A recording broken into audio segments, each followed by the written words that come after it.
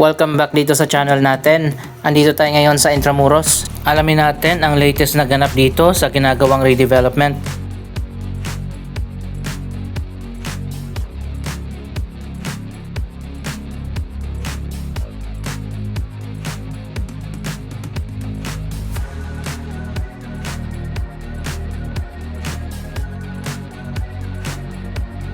Sana naman ma-modernize ang design ng Plaza Roma. Dito yan sa harap ng Manila Cathedral.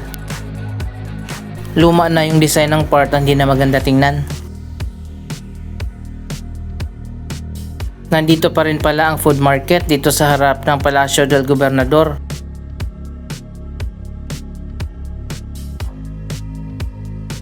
Dapat mas maayos na rin yung mga kiosk katulad doon sa Pasig River Esplanade.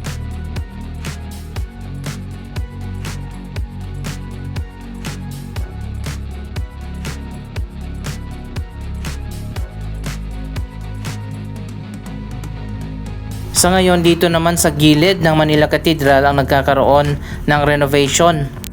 Tapos na sa kabilang side ng church pati na ang bell tower, natapos na ang restoration. Ngayon naman dito na sa kabila ang ginagawa.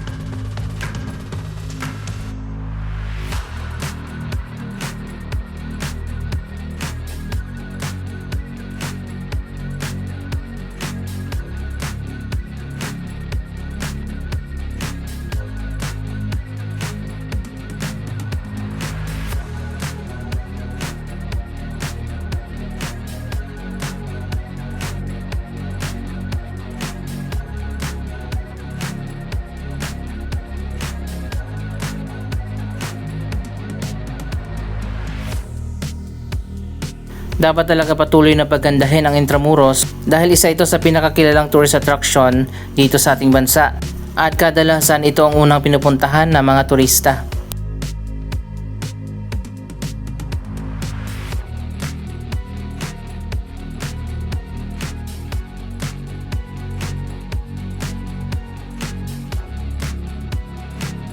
Last year ay natapos na nga ang renovation dito sa buong General Luna Street.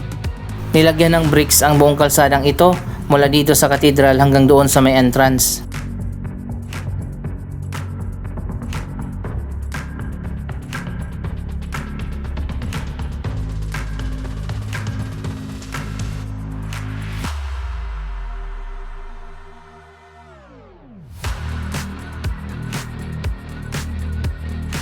Ang ganda na dito, sana lahat ng kalsada dito sa Intramuros ganito ang gawin.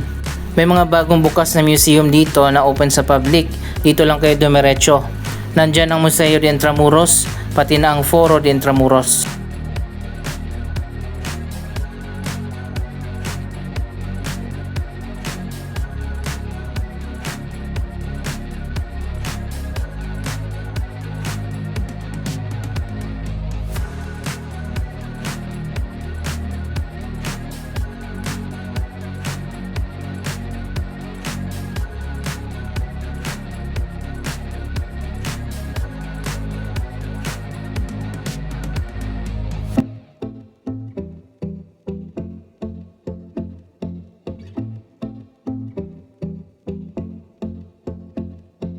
Sa tingin ko dapat talaga walking street lang itong General Luna. Bawal dapat yung mga e-bike dito at mga tricycle. Sa ibang kalsada pwede naman sila.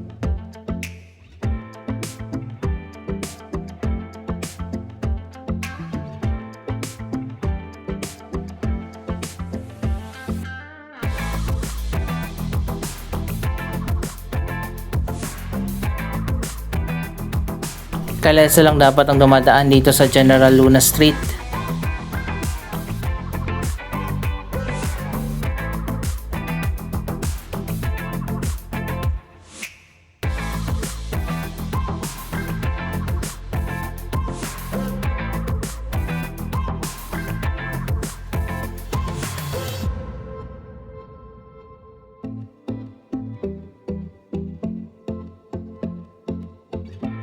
Isa pang dapat ayusin dito ang mga informal settlers. Hindi talaga maganda tingnan kung ganito ang tourist attraction natin. Madalas hindi natin pinapakita ito pero it's time na dapat maging aware na ang lahat.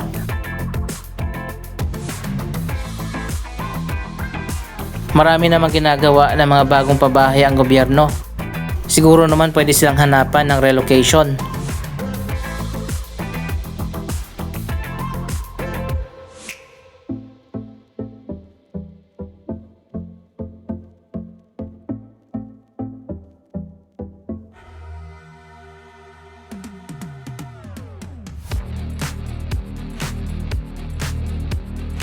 Kung nagawa nilang ayusin at linisin ang General Luna Street, sana ang buong Intramuros din.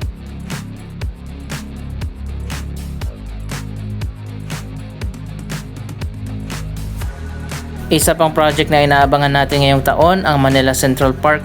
Nakikita nyo ba yung mga golf course sa paligid ng Intramuros? Ang balak gawin ng gobyerno natin ay gagawin na yan na Central Park at magiging open na yan sa public.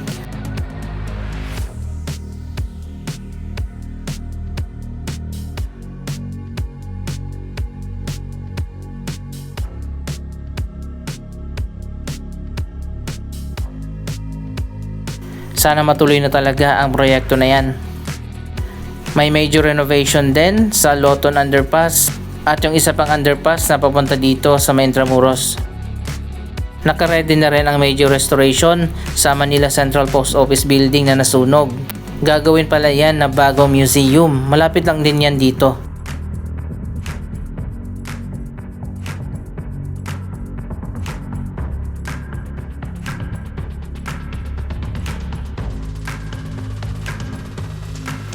May food market din dito sa harap sa bungad ng Intramuros.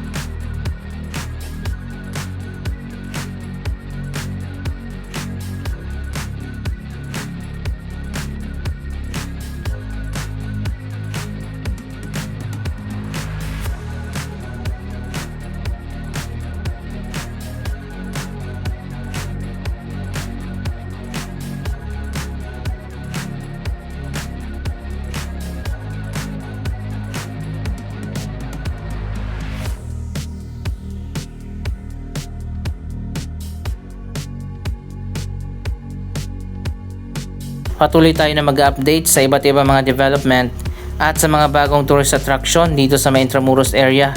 Katulad na lang nitong Pasig River Esplanade na ngayon ay sobrang sikat na bagong tourist attraction.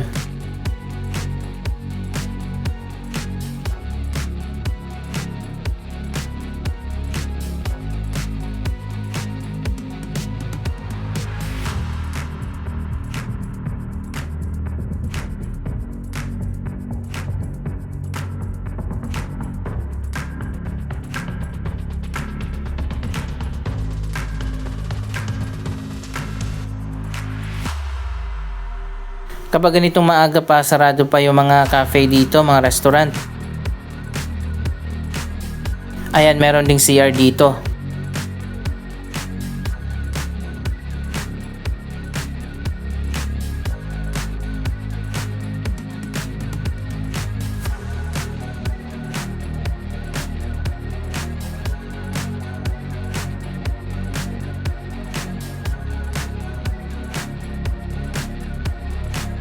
Dito naman tayo sa taas, tingnan natin.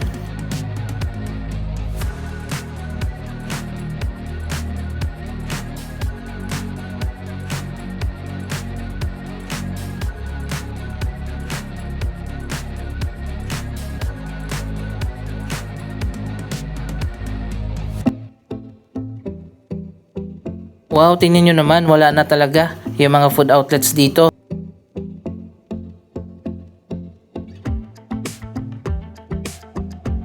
Ang purpose naman talaga dito sa taas ay viewing area.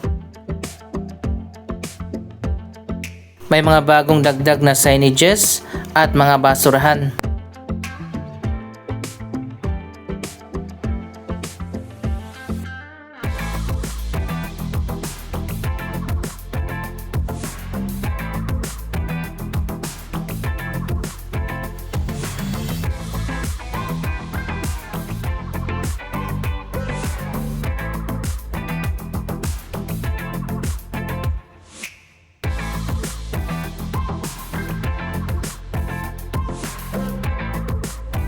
Tingnan nyo, ang ganda dito sa taas, maliwalas. May mga designated na kasi na mga kiosk na inilagay dito sa Pasig River Esplanade.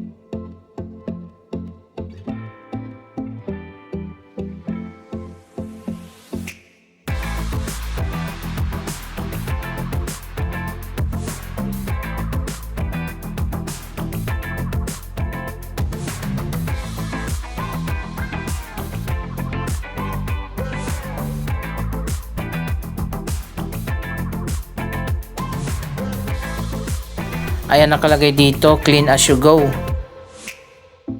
Dapat yung kalat nyo itapon nyo, may mga basurahan na dito.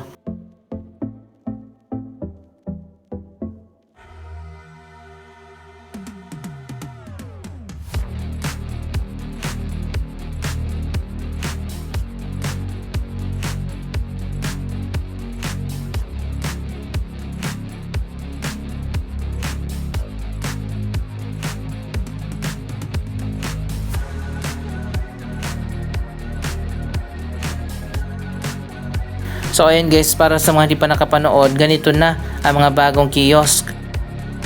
Mas maganda na, mas organized na.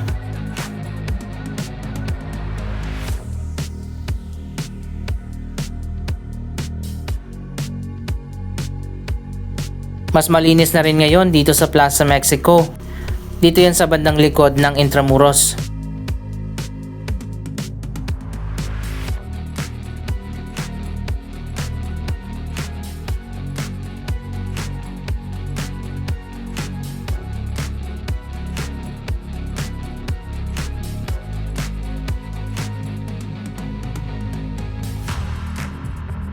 Diretso na tayo dito sa dulo, marami na rin ang mga bagong souvenir areas. Dito yan malapit sa exit ng Fort Santiago kapag galing ka sa loob ng Intramuros.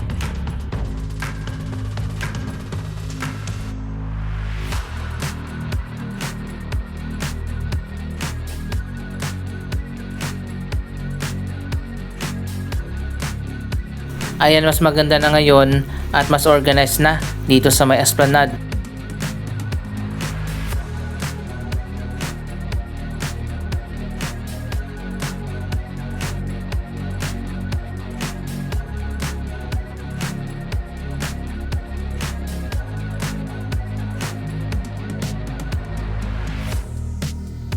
Ang ganda pa naman ng view dito.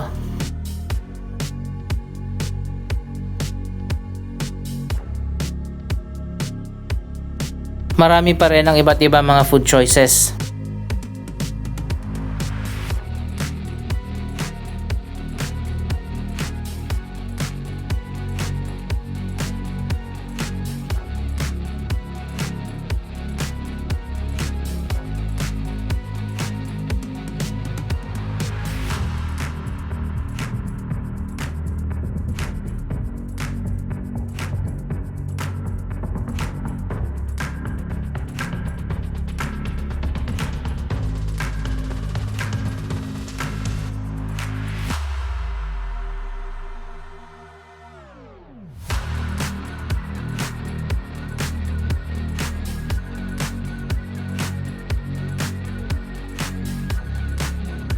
Marami pa mga bagong kiosk na ilalagay sa iba't ibang bahagi nitong Esplanade. Sa ngayon, dito lang muna.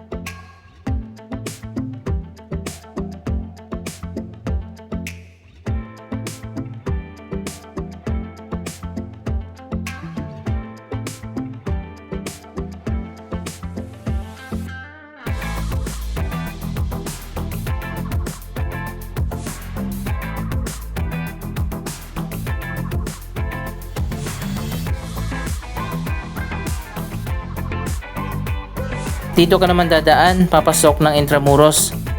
Anong masasabi nyo sa mga proyektong ito? Mag-comment lamang dyan sa baba ng inyong mga reaksyon. Maraming salamat sa inyong panonood. Huwag kalimutan na i-like, i-share ang video ito at mag-subscribe. Thank you for watching.